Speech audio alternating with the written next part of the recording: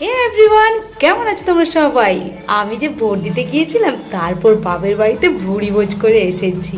এই যে সকালের ব্রেকফাস্টে খেয়েছি এত কিছু, আমার বর আর আমি মিলে তো জমিয়ে খেলাম। এইদিকে আমার বাবা আমাকে দেখাচ্ছিল যে আমাদের বাড়ির কাছে কত আম হয়েছে।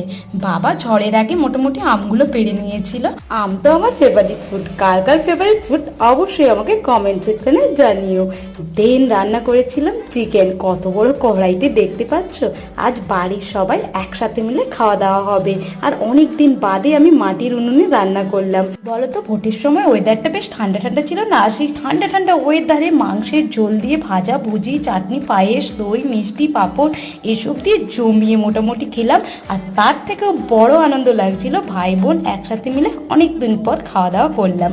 দেন রেমেলা আসার আগে বাপু, আমি আর আমার বর বাড়ি চলে এলাম। আজকের মতো টাটা, নেক্সট ভিডিওতে দেখা হচ্ছে। ততক্ষণ চ্যানেলটা সাবস্ক্রাইব করে